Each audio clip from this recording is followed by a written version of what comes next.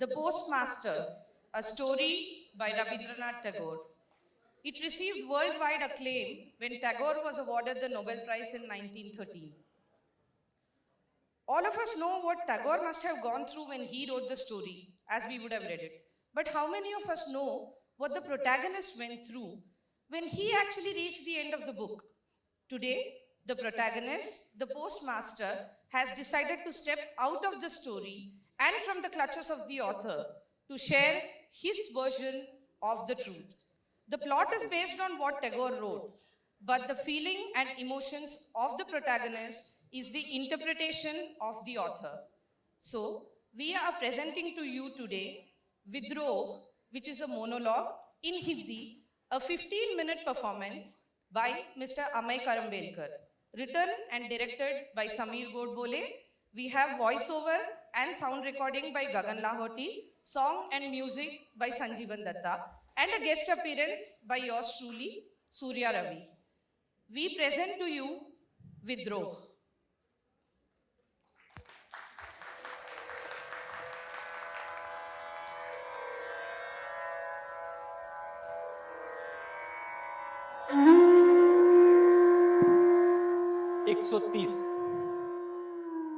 पिछले 130 वर्ष से मैं कैद हूं।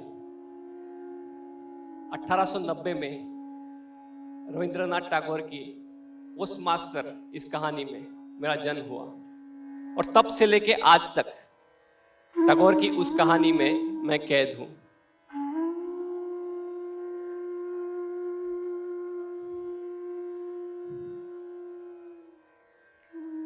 कहानी को लिख के 130 साल हो गए। आज कहानी पढ़ने वाले असंख्य लोगों ने मुझ पर आरोप लगाए और उन आरोपों की वजह से मैं 100 साल से भी अधिक दुखी हूं, अस्वस्थ हूं, मूक हूं। मैं हूं वो पोस्टमास्टर कहानी का मुख्य किरदार। ऐसा क्यों हुआ?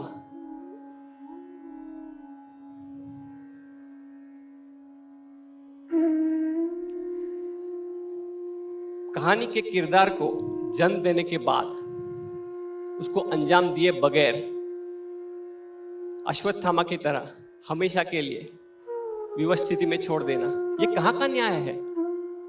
ये अधिकार लेखक को किसने दिया?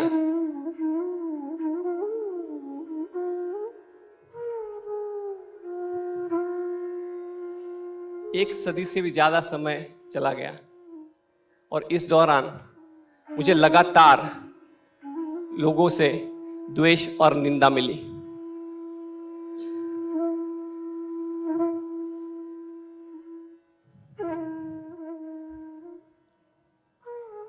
टैगोर की इस कहानी में अपनी मर्जी के खिलाफ ये पोस्टमास्टर बंगाल के किसी देहात में पहुंच जाता है।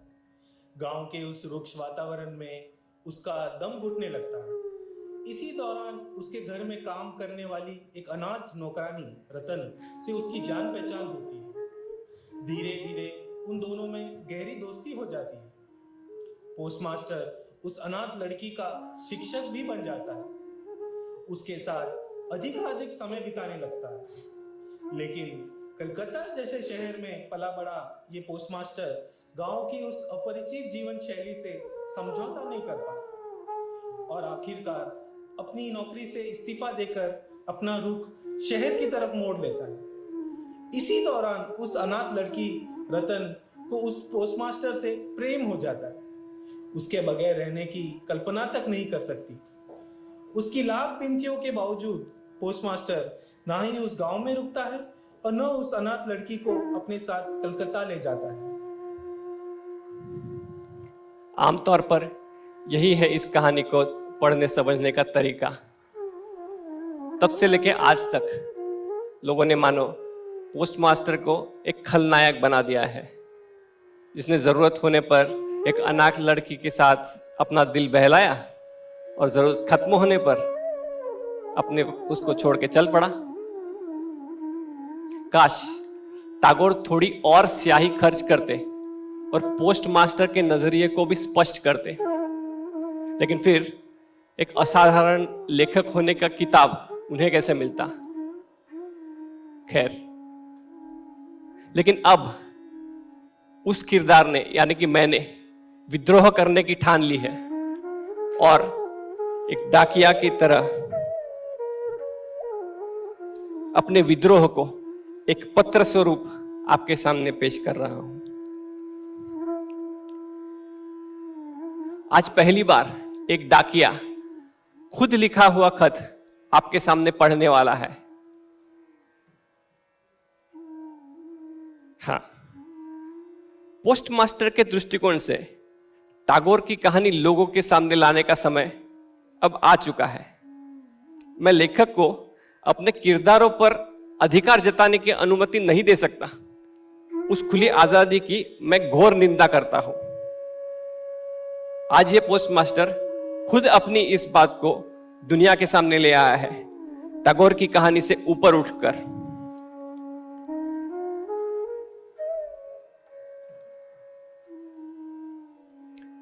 रतन, उलापुर में मेरे सूखे बंजर अस्तित्व में खिला हुआ एक फूल। रतन, एक सुंदर ख्वाब। जब मेरा तबादला कलकत्ता से उलापुर हुआ तब मेरे पैरों से तले जमीन सरक गई। कलकत्ता जैसे विशाल और प्रगत शहर से निकलकर उलापुर जैसे पिछड़े गांव में आकर रहना मेरे लिए केवल असंभव था, और हुआ भी वैसे। उलापुर मुझे बिल्कुल रास नहीं आया। वहां का देहाती जीवन, नील के कारखाने में काम करने वाले अनपढ़ मजदूर और सर्वत्र ज्ञान और प्रज्ञा का अभाव मैं झेल नहीं पाया। जीवन की प्रवाह मानो थम सी गई। मैं तड़प रहा था कि काश कोई मिल जाए जिससे मैं अपनी ये व्यथा बांट सकूं, कोई ऐसा जो मुझे सुन सके। तब अचानक रतन के रूप में मानो एक ओस की बूंद मेरे उदास जीवन को खिलाने पहुंच गई। वैसे तो रतन मेरे घर को संभालने संवारने का काम करती थी, लेकिन उसमें उसका स्वभाव मनभावन था। रतन हमेशा उत्साह में होती थी, न उसमें गरीबी की मोरज थी, न ही अनपढ़ होने का अफसोस। मेरे जैसे हारे हुए को तो वो एक चेतना का स्रोत थी। मैंने भी ठान ली, मैं उसे पढ़ाऊंगा। रतन शिक्षित नहीं थी, लेकिन बुद्धिमान थी। और फिर देर रात तक हमारा पढ़ने पढ़ाने का सिलसिला शुरू हो गया। मैं अक्सर उसे उसके घर परिवार के बारे में पूछता। जब बातों का रुख उसके बचपन और दोस्तों की तरफ हो जाता, तब रतन खिल उठती थी। फिर मैं भी कलकत्ता के कुछ मजेदार किस्से उसे सुना देता। मैं उसे बांग्ला भाषा सिखा रहा था, व्याकरण, वर्णमाला, व्यंजन और भी कुछ। एक मजे की बात याद आ रही है। रतन के सचेतन बुद्धि का उदाहरण, मैं उसे व्यंजन सिखा रहा था। जाहिर है कुछ दुहेरी व्यंजन वाले शब्द भी उसमें आ गए, जैसे युद्ध, खाद्य, बुद्धि। रतन को दुहेरी व्यंजनों से तकलीफ थी। कहती थी ये शब्द पाखंडी होते हैं, शहर के लोगों की तरह दोहरे मापदंड से जीते हैं, अपने दिल की बात और हृदय के भाव छुपा के जीते हैं। रतन को अनपढ़ भी कैसे कहा जाए।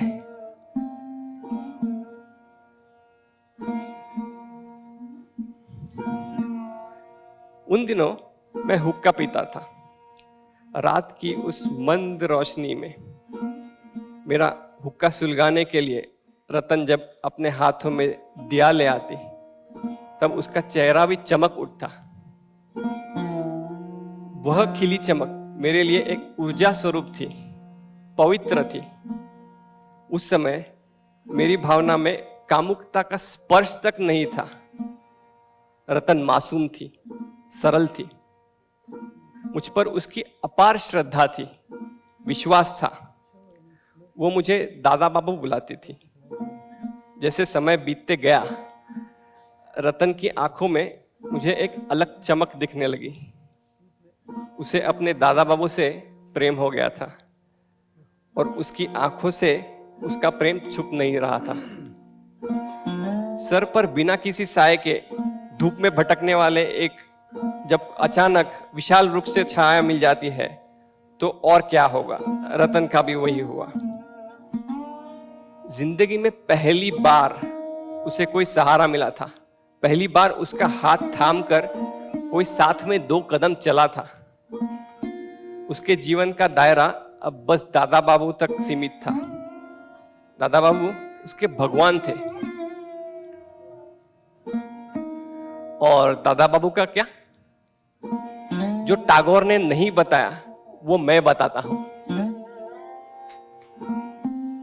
रतन का ये भाव अगर किसी किताब में चंद पंक्तियां पढ़कर आपको दिख गया तो क्या वो कहानी करीब से जीने वाले खुद दादा बाबू की यानी कि मेरी आंखों से छुप सकता था।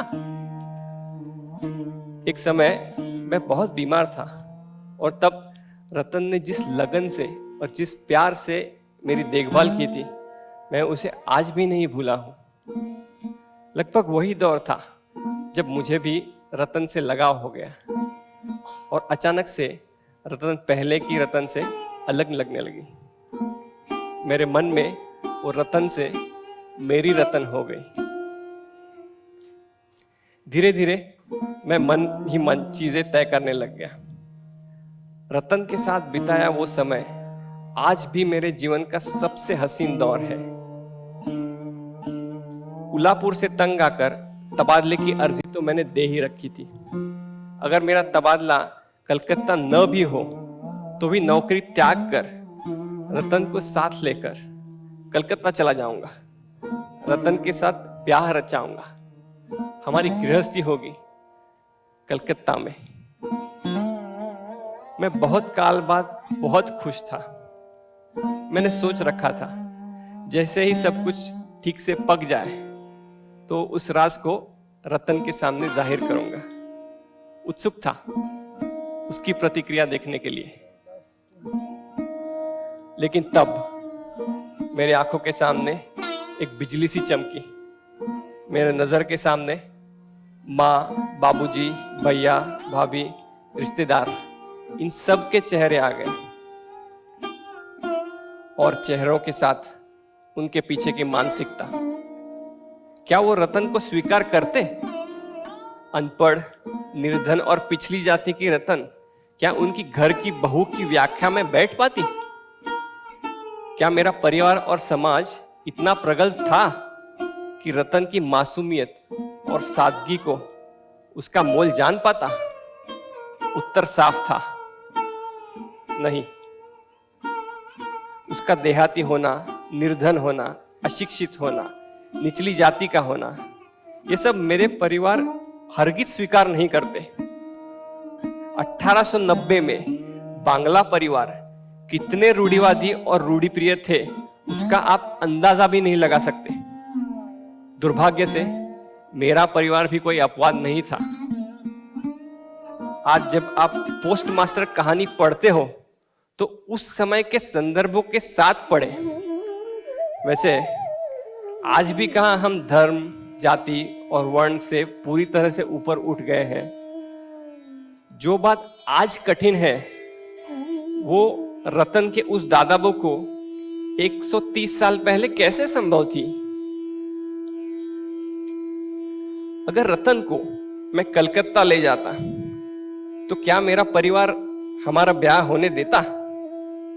ब्याह हो भी जाता तो क्या रतन सुख चैन से जी पाती? क्या उस माहौल में हर कदम पर अपनी कामियां का दिलाया गया एहसास वो सहन कर पाती? नहीं। मेरी रतन जिसने अभी अभी कुछ सपने देखने शुरू किए थे वो इस सब से टूट जाती, बिखर जाती और मैं उसे उस स्थिति में देखने से मर जाना पसंद करता। मेरे लिए प्रेम की परिभाषा शायद कुछ अलग ही थी।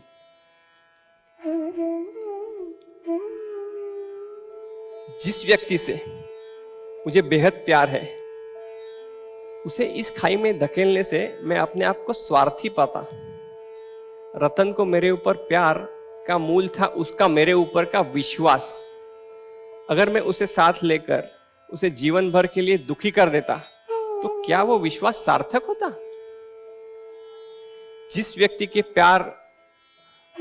व्यक्ति से प्यार हो उस व्यक्ति को हासिल करने से ही क्या प्यार मुकम्मल होता है? अगर उस व्यक्ति की भलाई तुमसे दूर रहने में हो, क्या फिर भी आपको उसके अपने साथ लेकर दुखी कर देना जायज है? क्या सिर्फ ब्याह रचने से रतन खुश हो जाती? क्या मेरे परिवार का तिरस्कार और समाज की घृणा मेरी कोमल रतन सह पाती? एक स्त्री के लिए अपनी पति के साथ घर समाज की स्वीकृति जरूरी नहीं है। ब्याह सिर्फ पति का नहीं बल्कि उसके परिवार के साथ होता है। परिवार के हर त्योहार और शुभ अवसर पर जब उसे अलग रखा जाता तो वो टूटती नहीं। इसीलिए मैंने फैसला किया, मैं कलकत्ता अकेले जाऊंगा, रतन को साथ लिए बगैर। रतन का रोता मुरझाया गिड़गिड़ाता चेहरा आज भी हर रोज नींद से उठाता है, बेचैन करता है। लेकिन इस बात से अपने आप को तसल्ली देता हूं कि उसे वहां छोड़कर मैंने बिछड़ने का दुख तो दिया, लेकिन उससे भी कई बड़ी दुख और आपदा से दूर रखा। मेरी नजर में प्रेम की व्याख्या संकुचित नहीं हो सकती। आमतौर पर जब हम किसी से प्रेम करते हैं उसमें हमारा स्वार्थ छुपा होता है, क्योंकि किसी और से प्रेम हम इसलिए करते हैं कि उससे हमें खुशी, चैन और सुख मिलता है। लेकिन जो प्रेम अपने से ज्यादा उस दूसरी व्यक्ति की खुशी चाहता हो, मैं प्रेम के उस रूप में विश्वास रखता हूं। और वही मैंने किया। रतन से जुदाई का बोझ अपने दिल पर रखा, समाज की नजर में आरोपी बनकर एक कठोर निर्णय लिया जिसके पीछे केवल और केवल रतन की भलाई थी। अगर मेरी और रतन की इस कहानी में किसी को दोष देना हो तो वो नियति को देना होगा। मैंने जानबूझ के रतन को अपने प्रेम के जाल में नहीं फंसाया, ना ही मैंने उसके प्रेम का गलत फायदा उठाया, बल्कि मैंने उसे तहे दिल से प्यार किया, आज भी करता हूं। और उसी प्यार की वजह से मैंने उसे मुझसे और खुद को भी उससे दूर किया। मैंने अपने प्यार का इजहार तक नहीं किया, ये सोच के कि मेरा ये सच जानने के बाद रतन मुझसे उम्मीद लगा बैठेगी। बहुत धैर्य और जिगर लगता है अपने प्रिय व्यक्ति से दूर होने में, और फिर भी मरते दम तक उससे प्यार करने में। और वही मैंने किया। इस पोस्ट मास्टर ने, दादा बाबू ने।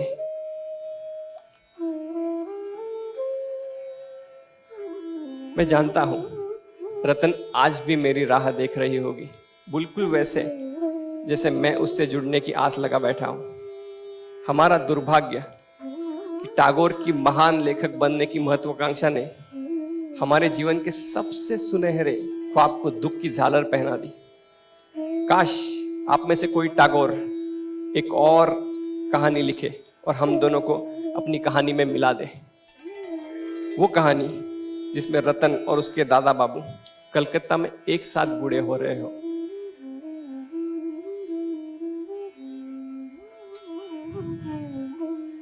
मुझे और मेरी रतन को इंतजार होगा उस कहानी का। আমারও পরানো যাহা চায়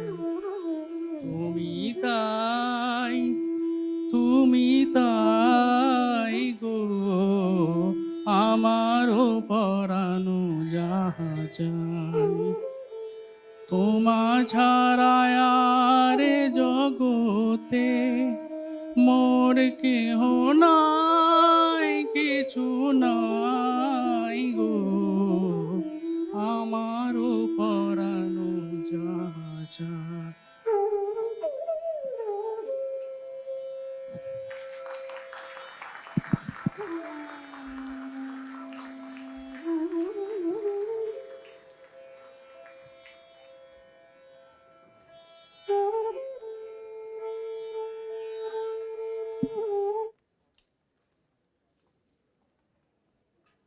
May I call upon the stage my whole crew?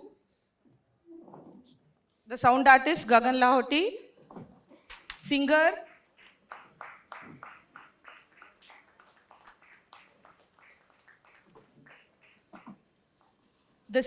Sanjeevan Datta, our star actor Amay Karambelkar,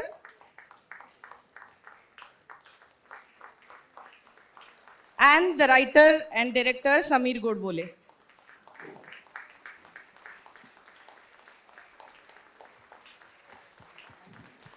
Thank you, everyone.